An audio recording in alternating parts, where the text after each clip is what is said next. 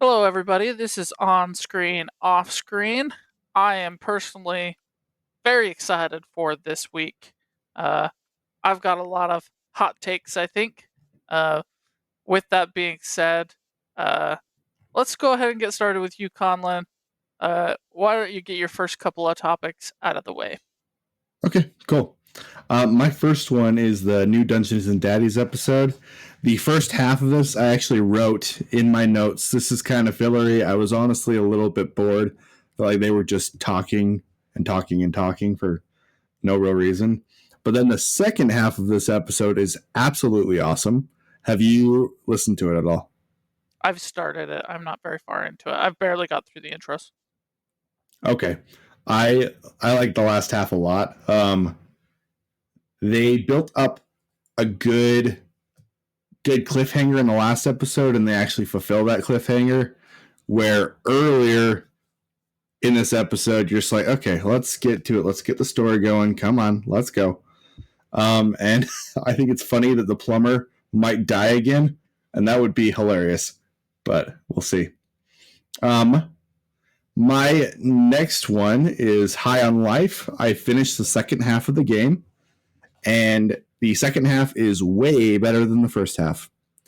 You get more guns that have more abilities, so it just makes it more fun to play with. Like you have more abilities that you can combine together. The opponents have more variety that you can go and try to fight. And some of the jokes are really, really good in the second half. I think the last boss is a little lame, but the boss before that, you're fighting him and he's a drug dealer and he makes you go on this acid trip. And he's like, you know what? I can do whatever I want to. Here's a achievement. So everybody of your friends can know that you spent 15 hours in a strip club. And I like fell off my ass laughing. I thought it was so funny. Um, it was a really good boss, really good encounter. I liked it a lot. I think that there's a lot of possibility for this game to have a number two and just knock it out of the park with a few adjustments to how hard the fighting is and making the interactions with the guns a little bit better. It's better towards the end, but it still kind of feels like you're shooting with this gun, you're shooting with this gun, you're shooting with this gun instead of I'm using this ability and then training it and triggering this ability. And it could have been better that way if they tied that all together. If you decide to keep playing this game, you should play the mini games. There's one where the the Rick and Morty guy, he does a narration of a movie that you're watching on the screen, and it is absolutely hilarious. It's so funny. But yeah, I liked that one a lot. It was good. You know And what that's then in reference to, right? no, I don't. You ever heard of, hold on, Mystery something 2000? No, I don't know what this is. What is that show called?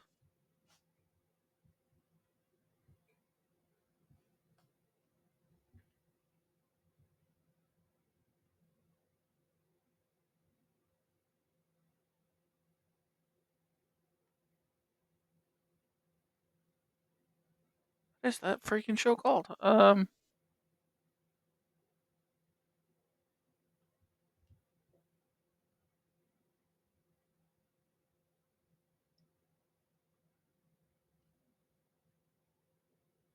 Mystery Science Theater 3000.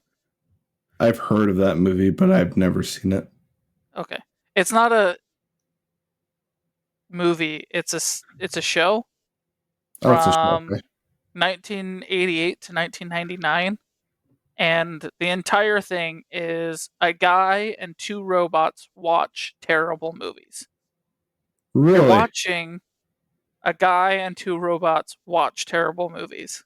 That is the entire show. And they are just making pop culture references and making fun of these shows and, calling out the dumb, cheesy one liners and that kind of stuff. I could not really get into this show, but I did have a friend in high school that was really into this show. Cool. Yeah. So that's what Mystery. that's kind of also referencing. Um, you'd really have to be like in tune with 80s and 90s culture to get it now, I think, because they do make Okay. so many culture references that they would reference something that was really big in the 90s and you'd be like, okay, you'd have to like look it up and then you'd be like, I wasn't even alive then. How would I know that? So that's the hard part about it. It did get a reboot in 2017 and went to 2022. Cool. I would watch the reboot. I think I would try that. It's Well, rated really well. Cult Hit returns, captured mad scientist. John survives a blitz of cheesy B movies by rifling through them with his funny robot pals, is what the Tagline is. synopsis is. I didn't know that, but yeah, I can totally see that it's very funny. They did a really good job with the game with creating that. They did. Like I said, my problem with it High on Life was it was just so big on TikTok and like Instagram and stuff. And I spent so much time on it when I was playing it. All this stuff was already spoiled for me. That's the That problem with really, it. really sucks because I genuinely had a really good time with that part. I don't think It was so. most of the game. Mostly because I think I still got all the good jokes. I didn't And they find the didn't have to gameplay play the. particularly good, Yeah, but I still it's got all the good jokes. better in the second half, but it's still it's no Doom Yeah. or My Wolfenstein or next whatever. question is going to rewind things a little bit to Yeah, Dungeons and Daddies. You said you were bored. It felt fillery. Um, yeah. do you think it has anything to do with the California fires? Do you think that they were just kind of distracted and put I out a think little bit? it's who is the DM for this season? What's what's his name? It's not Anthony. Yeah, it's the other one. It's the other one. Will Will Campos. Campos. Yeah. He, I don't think, is as good of a director as Anthony. Anthony kind of keeps the story moving along, and sometimes Will lets them sit and talk without pushing the story along as well as Anthony did. So they get sometimes stuck, and I feel like the first half of this episode is them just kind of talking back and forth, which is fine. But I wanted the story to keep going. I've thought that a couple times in this season. And the first half of this episode felt a lot like that to me. It's here and there. So that's just two different DMing styles. My style is also very much like let the players cook and work their way through things. Like I find that if you let the players kind of deal with something on their own, you don't have to like force them into certain situations, if that makes sense. But I mean, teach their own. There's definitely different ways to do it. Um, I've also steamrolled my players before, but that was for my own cynical enjoyment. I liked the way Anthony did it. I do think this is a really good campaign, but there's a lot of times where I feel like we could just be moving a little bit faster than we are. Yeah. And sometimes it takes away from the overall. It definitely makes score. for a less enjoyable listening experience. But I think the players have a more fun time when you're just letting them make the choices. So it is pros and cons. Since they're doing a podcast, you're absolutely right. He should be steamrolling them a little bit more and getting them to the next points. Do you think they're having more fun this season than they did in either of the other two? They're giggling and laughing a lot more this season than they have in season 2. Okay. I didn't In watch season enough of 1, season they did 2. all the time, but in season 2, they were more just playing their roles and making a few Okay. jokes here and there. But like in season 1, they had this goofiness of like they take psychic damage every time they make a dad joke. Yeah. Right. And so they were just constantly firing them off and having a great time with it. And in season 2, they changed that rule and they're doing other things. And not really sure how to proceed. They're trying to balance this, like, we still want to be the same show, but we want to be different characters and all this kinds of stuff. And in season 3, they're just like, season 2 went better when we said, screw it, let's just do what we're going to do. And so now they're back to this kind of goofy, laughing with each other, spending an entire episode flirting with Asterion and, just having a good time with it. But I do know that they live in LA, and I do know that LA is on fire right now. It's And I pretty know that bad. they bring it up in their podcast, and they're like, hey, donate to the fire relief fund or whatever. But I don't know if that would contribute to them having kind of a more different episode. Because, like, if I'm the DM and I'm super stressed about, I live on a volcano. If I was like, hey, the volcano might go off any day now, I'm probably not going to be the most prepared for that session. But I don't know. I don't know if it's that, because it was also a longer episode. So maybe they just allowed them to ramble on a little bit more, and that was part of it, and it was planned. I don't know. It didn't seem like they were super stressed or anything. They still acted like themselves, just unstructured, if that makes sense. Okay. Well, that's fair. Yeah. I'll keep listening, and I'll get to this episode and see how I feel about it. I'm guessing you're exactly right. I'm guessing that Will just needed to be like, okay, we're moving on. Like, I can already tell you that with the intro alone, I feel like the intro went on twice as long as it needed to. Yeah. I was like, okay, you've made your joke. You can move on now. You don't need to keep delivering this joke because you started it. I am excited for where they're going to go with this next episode, because I think that they might go back to the Yetis, and I love the Yetis. So we'll see. We'll see. It'll be good. Yeah. All right, dude. What is yours? Yeah. High on Life. The second half you enjoyed better. I did. Did it get any more challenging? Is there any kind of more puzzles, or is it just more dynamic with the guns and the interactions? It's more challenging because you have more enemies to encounter, and the enemies are more varied. So you get more of a challenge there. You have to switch, and there are different guns that work better with different enemies. It's still not super hard or anything, but it gets more varied, and there are a couple bosses that are really good. There's one where you you walk up to him, and he falls off a ladder and dies, and then you fall into a pit, and he's trying to figure out his clone or voice or AI, whatever he's made, is trying to figure out who could possibly have killed him, even though he just fell off a ladder, and it is absolutely hilarious. The challenge of the environment in that one is really good. I like the psychedelic boss a lot. It was a really well done boss. The bosses are really good, besides the last boss, which I found to be probably the worst one of the entire game. So you did beat the game then? Yeah, I beat it. I also played the DLC. The DLC is not very good. I wouldn't recommend the DLC. But I enjoyed the game enough. I would play the second game if they made a second game.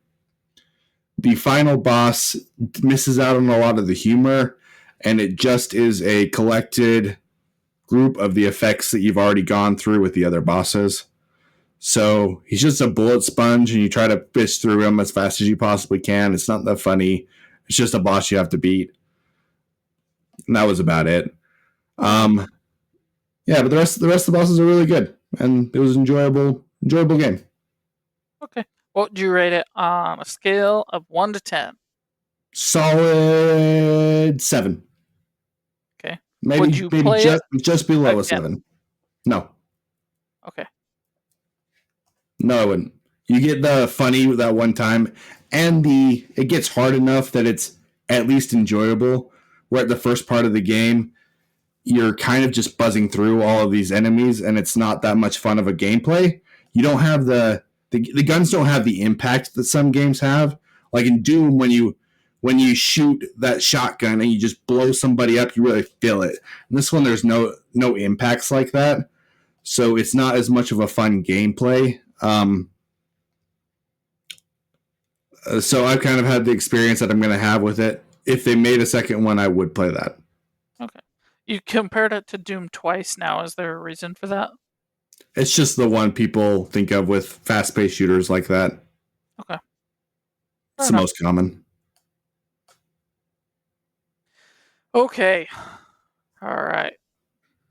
I'm going to go through my IMDb's. No, I did not watch both of them all the way through. Coming at IMDb's number 98, Reservoir Dogs. Have you seen this one? Yes. Okay. I had never even heard of this movie before this list, and looking it up and watching it. Shocking to me. Never heard of it. It is a post-heist Fallout, who's the traitor in this grouping movie. It was pretty predictable until the end. I was very surprised that they killed each other. But the script in this was fantastic. The actors in this did an amazing job. And this is probably the most properly rated on a top 100 list movie that I would have. Okay. So I definitely see like why it would be on the top 100, but I also don't believe that there's enough there to put it much higher than between 90 and 100, if that makes any sense. Yeah, that's fair enough. Yeah. So like the whole like who's the traitor thing, you knew instantly who the traitor was. Yeah, you do. And it's not because they say it, they actually try. The script does a phenomenal job of trying to hide who the traitor is by having him be shot and not having to say very much. But in doing that, they're saying, well, he is the most obvious person. And then they reveal how he got shot, and it wasn't even by the police. And you're like, yeah, dude's the traitor. Like, it becomes kind of obvious at that point. Yeah. But it was so enjoyable. This was such a good movie. I really liked it. The whole idea of it being post heist and then doing the backgrounds of introducing the characters felt very Kaleidoscope-esque to me, if you remember that show from Netflix. Yeah, I do. I do have a problem with it, and that is they don't answer all of the questions. Like, did the one guy survive? Was he caught? Did he get arrested? We don't know. Yeah, Quentin Tarantino does that a lot. We have no idea. He just left, and then the other guy shot each other, and then a few moments later, the police come in. That's all we know. One guy is still on the lam, as far as I know.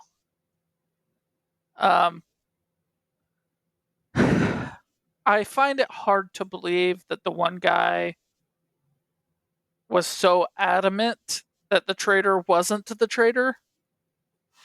Because even after the backstory where they had this kind of bond, I still don't see that bond being deep enough to be like, be that sure that you're gonna kill this longtime partner friend of yours. Me either. Honestly. Yeah. So those are my two little knocks about it. Small little remarks. Again, I think actors did an amazing job. I'm most impressed by the crazy one who cut the cop's ear off. That's what I was going to ask, was which one you liked the best.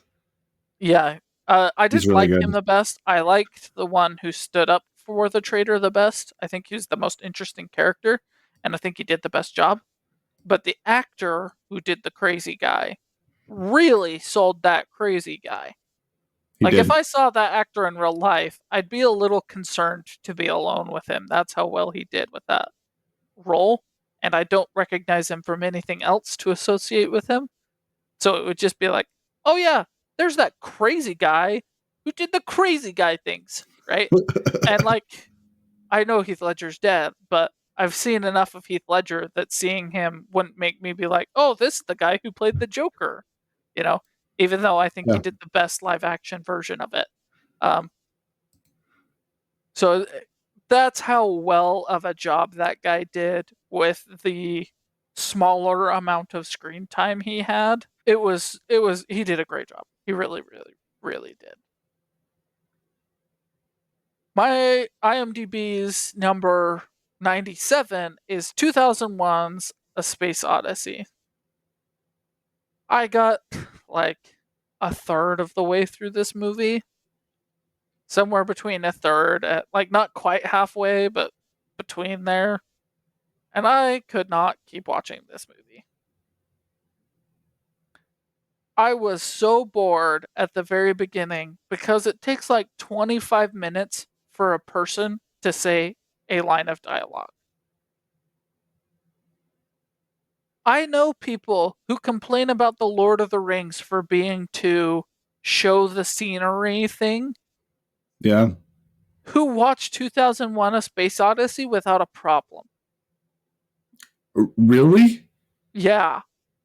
That is wild to me.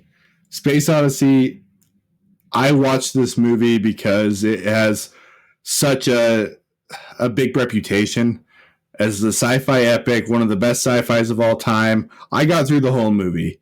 It is so ungodly slow the entire time. Boring as absolute hell. Whoever did that is an idiot, and they're completely wrong. I can't believe they enjoyed this movie. I don't know if they actually enjoy it, but they have made the comparison that like 2001 A Space Odyssey was more interesting. That's crazy. But that, yeah, I agree completely. It is absolutely insane. Uh, even when they do start giving lines of dialogue, it feels like it doesn't matter. That's what I think too. The entire movie, I'm like, I don't get it. I don't get why people love it. On an artistic level, I don't get why people love it. It's just maybe because it looks pretty and that's about it. Well, here's what my question to you is: Yeah. idea versus execution. So 2001 Okay. A Space Odyssey, I think, became popular because it was the first one to kind of show this level of technology, right? It came out in 1968, and A New Hope came out in 1977. So 10 years between 2001 A Space Odyssey and Star Wars A New Hope. And I Mm-hmm. think that there are straight up scenes from 2001 A Space Odyssey that George Lucas outright stole. Interesting. Like, there I is a didn't have scene that with the space station and it's got the LED little like docking bay Mhm. that looks exactly like the scene with the Millennium Falcon and entering the Death Star. There is a scene Interesting. with an escape pod that looks like the exact same escape pod that R2D2 and C3PO use. And the Hmm. only thing that George Lucas did was put a different planet in the background. Literally, that's what it looked like to me. Granted, I'm operating off of memory alone, but like, I didn't take it that way. I there's took it as like I don't. There's a lot of things in Star Trek that look kind of the same, and it's just this was this big space. This is the big space movie that kind of started big space movies, so it influenced other space movies that came after it. maybe a little bit. Maybe there's some like, I swear that escape pod is the exact same. Like, We'll have to the look into that because I'm exact same. curious. But anyway, my question though is, IMDb and a lot of people are clearly giving so much credit to this movie for being the idea. Yeah. I don't value the idea that much. I value the execution a lot more. Me too. So, like, my first little hot take here is I don't think copyright and plagiarism laws should be as strict and as big as they are. Interesting. Yeah. Because if I make a product, right, I have this idea and I make a set of golf clubs because that's what's in my background. Yeah. And you, Conlon, can look at that idea and analyze it and say, Josh is selling those for $6,000. I could make those exact same things for 3. But what if you spent $400,000, whatever it is, making those golf clubs, and then the other person just steals your idea so they're able to cross-develop it for $500? That sucks for me. Interesting. I think that you should have to give credit for the idea, but I'm very pro-consumer, right? And if you can produce the exact same quality of product for less than I am producing it for, then that's just capitalism. That's just competition. So you're And totally fine with China just like straight up stealing ideas like they've been doing for such a long time.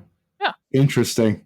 Because I think ultimately it is the consumer's responsibility to be educated on that stuff. And while they do absolutely steal ideas, right, like you, the consumer, have to be willing to say, okay, I'm willing to pay extra for the quality that is not the China brand. Right? Because China outright steals ideas, but what they end up doing is cutting costs by cutting quality.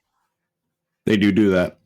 Right? So I have to say, do I want the cheap one or do I want the good one? And that's the way I think it should be, right?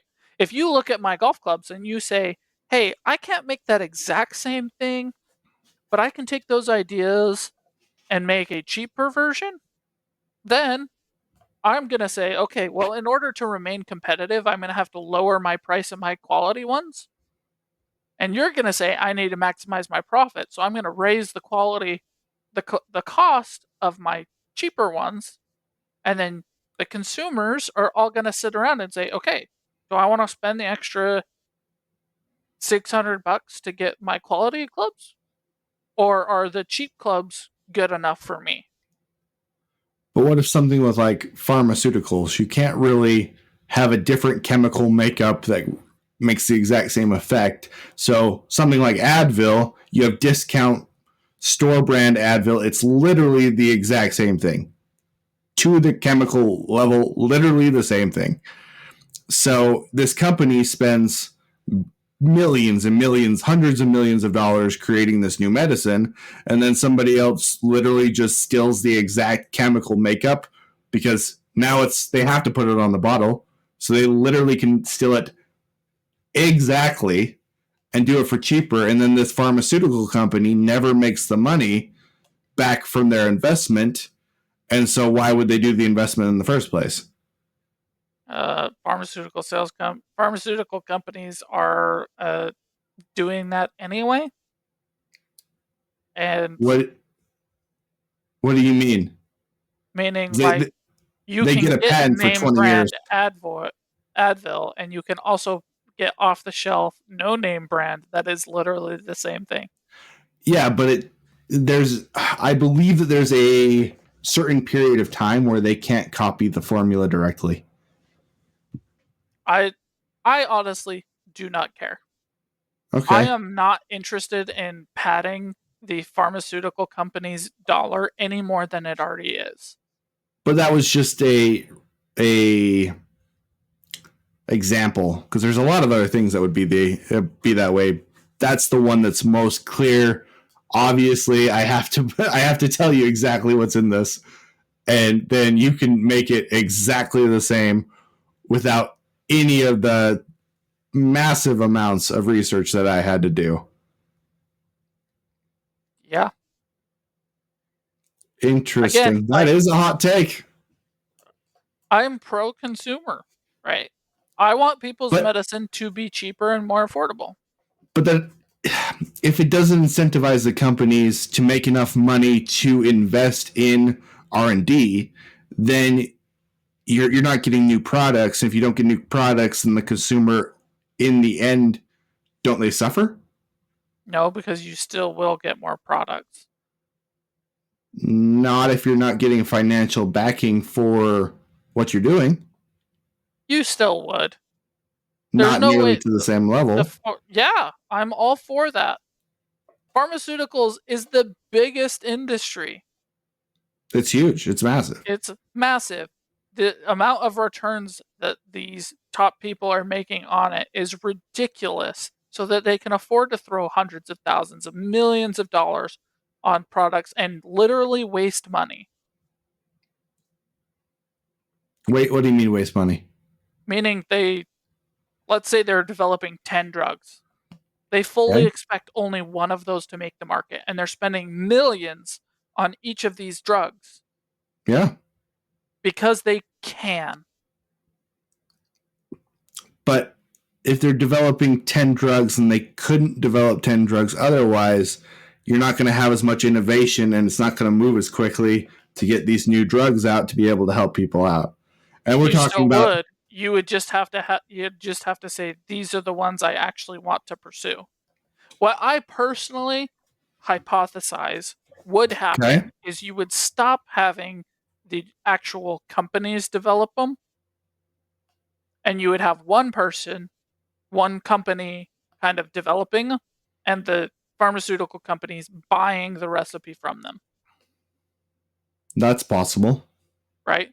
So all that would really happen in that scenario is you would take the thievery of the drug, you just distribute it evenly between the companies, and the actual cost would go down. It is possible. That's what I would theorize would happen. Because me, a scientist, I would say, screw you guys. I'm not going to spend years of my life developing this not to get credit and to end up broke. So I'm going to start my own company. I'm going to develop it. And then I'm just going to make everybody buy it off of me. And then you can make the money that the pharmaceutical company is currently making. Maybe. Still, you got to have the incentive of being able to make a profit, and you can't make a profit if someone else literally steals exactly what you do. Right. I do have a caveat, right? Like, I'm not saying blanket, like, open market thievery of absolutely anything and everything. Mhm. I believe you have to give credit where credit is due, right? I don't believe that you can make my clubs and then tell people that they're yours, right? I think a big motivation for a lot of inventors is just wanting the credit for what they invented. And then you're the I think first one, and financial if you is get the brand loyalty, where really t-shirts are exactly the same, but there's a difference between buying a Tommy Hilfiger t-shirt or Old Navy t-shirt or a high-end brand, I can't think of one right now, t-shirt. Yeah. But really they're the same shirt. Yeah. So I think that if you make the same clubs that I do for cheaper, you have to say, based on Josh's idea, Interesting. right? Based on his product, we made this product, right? And I do believe that there has to be protections against, monopolies and different things like that happening. But I am not opposed to taking the pharmaceutical companies down a peg at Fair all. enough. And They're personally, kind I of too believe powerful right now. we're way over medicated anyway. I don't think we need as many drugs as we do. I think we need to put research and development into actual problems. That's where I personally stand on it. So with that example that you came up with, like, me personally, like, I only take ibuprofen when it's so bad I feel like I have no other choice. Me But too. not everybody does it. I think a lot of we as Americans are getting so over medicated, and the United States is one of the only countries that allow medical commercials and ads. Yeah, it's a problem. And I think that needs to go away too. But And then you have the FDA making an artificial barrier that unless you have a stupid amount of money, you're never going to get through. So you don't get little companies that are able to compete because the government really puts an artificial barrier that keeps them from being able to ever enter the field in the first place. yeah, absolutely. So that's where I'm at, is like I value execution so much more. And I think that like 2001 A Space Odyssey should not be on anybody's top 1 million movies, No, it shouldn't. because this is a good idea with such terrible execution. And there are movies with good ideas and terrible execution that I would put above this on my top movies list. Like what? The Series of Unfortunate Events movie with Jim Carrey. Okay, interesting.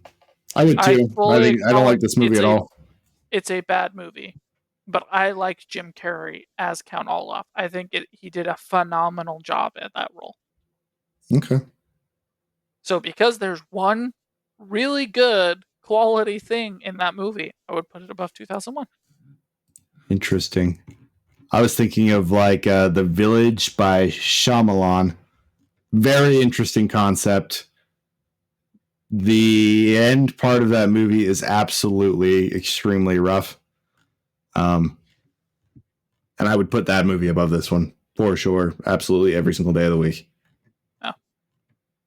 I think there's a lot of movies that had good ideas that weren't executed well.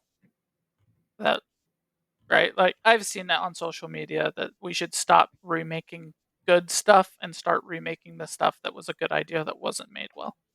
Me too. And there's a lot of stuff like that. Yeah. But I don't even know if there's enough with Space Odyssey to remake it and make it well. I don't think it's a very good movie. It's not, and it should just go away. People should stop respecting this movie. People should stop being like, "Oh, but I did this thing." Well, guess what? I wasn't alive in 1968, and I wouldn't be alive for 30 more years. I don't care. Actually like the sequel though. It is a sequel that I think is underrated. I actually think it's pretty good. It's called 2010, The Year We Made Contact. I think it's better than the original, and I don't hear that very often because people love that first movie, even though it sucks. I really, really don't like this movie. Like, it is more than just a boring, mediocre movie that's like, oh, wasn't this technology cool? Kind of thing. I know that that's what it was it's a look at where the future Technology is going cool. and the tech we're going to have. And I'm sitting there like, look how my brain is rotting from sitting through this. Like the first 15 minutes is monkeys. Yeah. Tell me what technology they're showing off by showing me this idea. Like on another planet there are apes. I don't care. I know that they probably come back into the movie somehow, but I wouldn't doubt it if it didn't, because it feels like that kind of movie. And like, I even like some artistic movies that feel more pointless and meandering. This one is an artistic type movie. It's just not enjoyable. It's not I don't get anything from the art. It's not like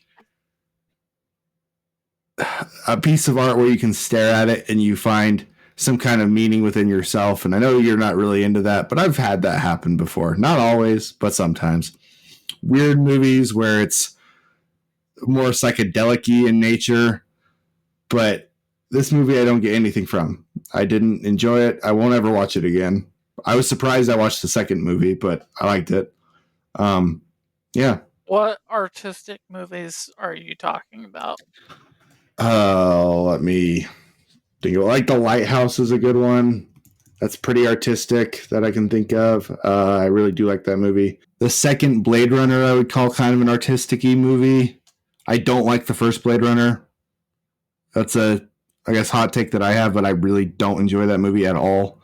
But I did enjoy the second movie.